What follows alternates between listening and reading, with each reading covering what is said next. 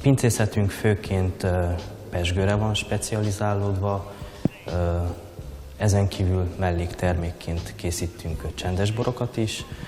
Itt két fő kategóriát tudunk megkülönböztetni, a reduktív borokat, meg a töltve hordóban érlelt borokat. A reduktív borok azok, amelyeket koracéltartályban készítünk.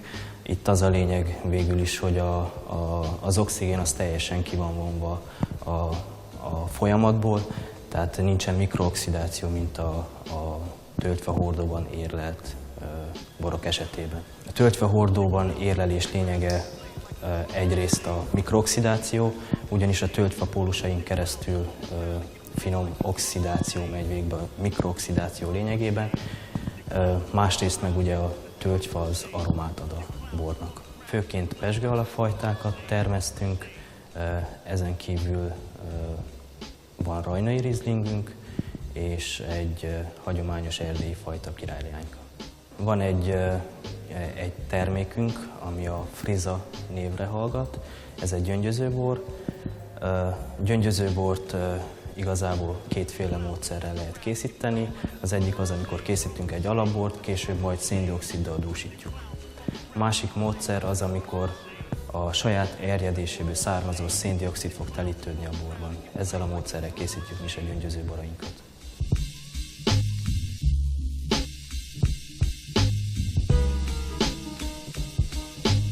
Hagyományos módszerrel ugye úgy készítünk pezsgőt, hogy először készítünk egy alapbort.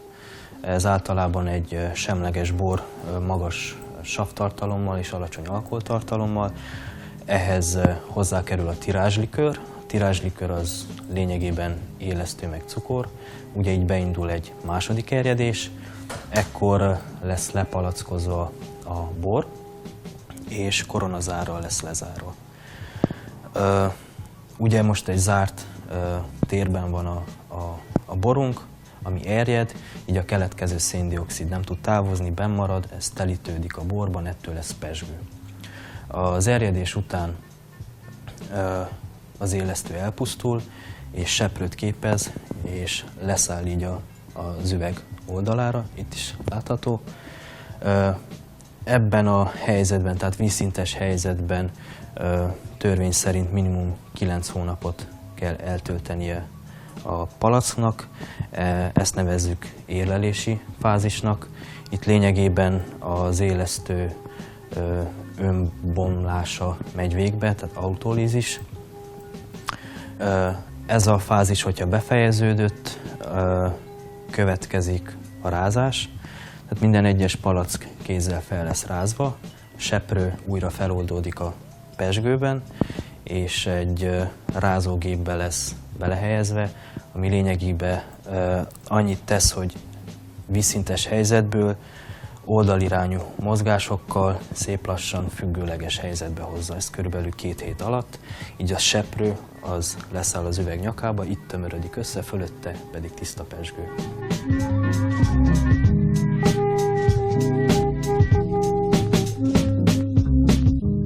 Rázás után ugye a pezsgős üvegben a seprő leszáll az üvegnek a nyakába. Ugye most logikusan az következik, hogy ezt kellene valahogy eltávolítani, ekkor következik a nyakfagyasztógép. Ez lényegében azt teszi, hogy lefagyasztja az üveg nyakát, így a benne lévő seprő szilárd lesz, ugye keményre fagy.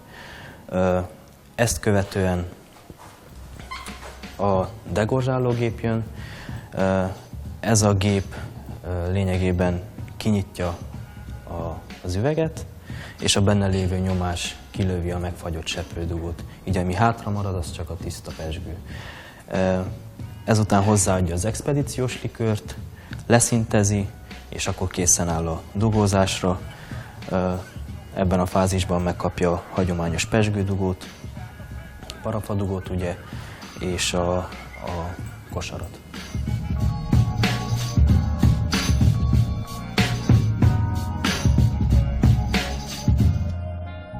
A rendszerváltás előtt körülbelül 300 hektáron termesztettek Károsztelken szőlőt, amit a Szilágysomlyai pezsgő gyár dolgozott fel. Ugye mi rendszerváltás után megszűnt a pezsgőpincészet, így a szőlő felvevő piac is megszűnt. Ennek eredményeképpen a telepített szőlők tönkrementek, később meg kivágták őket, és a területek visszakerültek a jogos tulajdonosokhoz. Így lényegében megszűnt a szőlőtermesztés, viszont újabban rengeteg friss telepítés történt.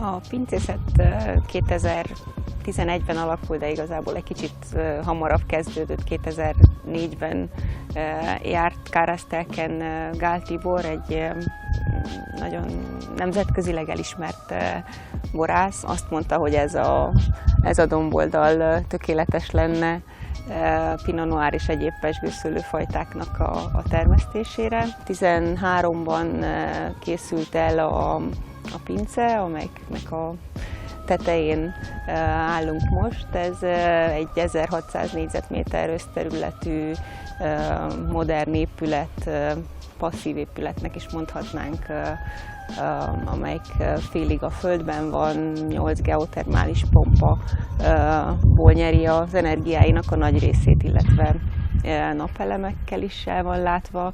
Ugyanakkor az első, meg jelenleg az egyedüli romániai pincészet, amelyik az elejétől a végéig pezsgőt tud termelni, készíteni, palackozni, címkézni.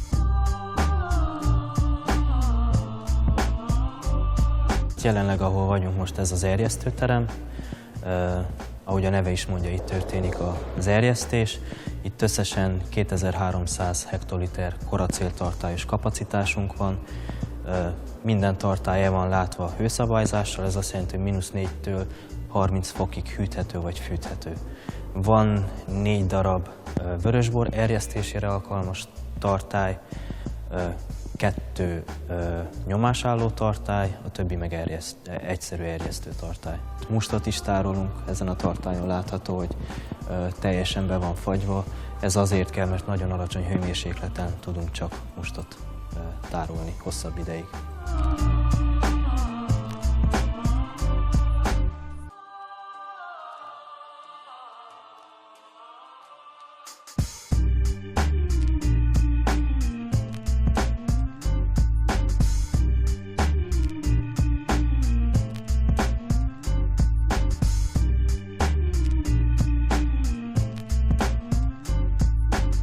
Ez a gépünk, ez annyiban különleges, hogy ez egy ellennyomásos töltőgép.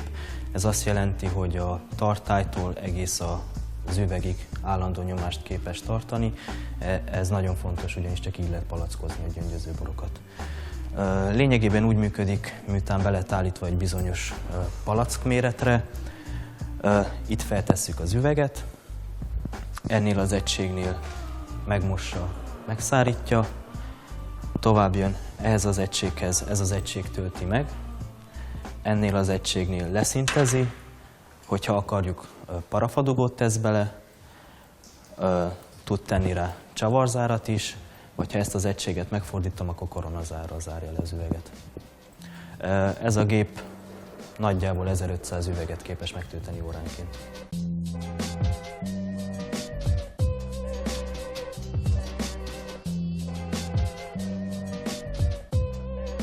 Mivel egy új pincészet vagyunk, így folyamatosan próbálunk újítani, illetve megkeresni azokat a termékeket, amik igazából mennének a piacon.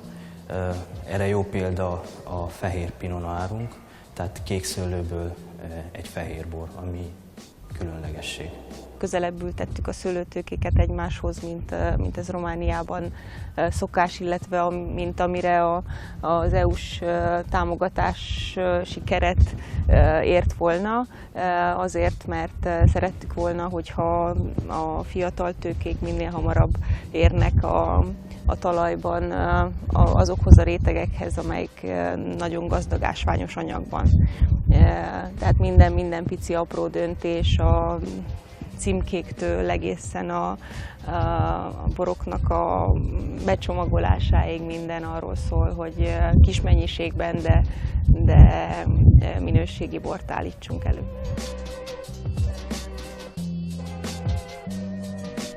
Amint látható, a szőlőterületünk az egy falura néző, déli fekvésű domboldalon található.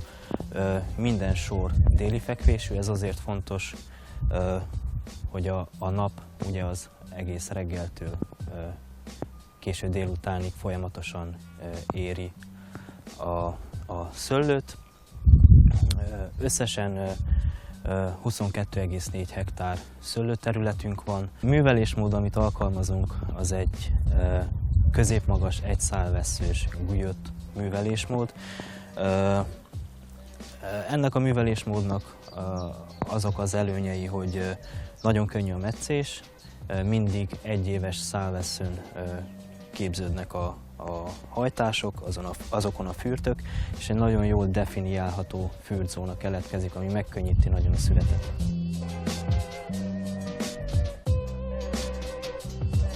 Kárásztelek pincészet név alatt 3 különböző brandünk van, a Friza, ezek a gyöngyöző boraink, a Vinka a csendesbor kategória, ezen belül a Vinka reduktív borok, azok fehérek, rozé, illetve van a Vinka klasszik, ami a 2 hordós borunk, a Chardonnay és a Pinot Noir, ami hordóban érlelődött. A jelen pillanatban a portfóliónkban lévő boraink csak az országban forgalmazzuk, a pezsgő lesz az a termékünk, amit exportálni is szeretnénk. A boraink csak és kizárólag vendéglátóiparban és borszaküzletekben kaphatók. Nagyjából ez a piac nagyon ketté van osztva Romániában, tehát nagyon érzékenyek a piac mindkét fele arra, hogy ne vegyüljön a retail termék a szaküzletekben, illetve a vendéglátóiparban kapható termékekkel.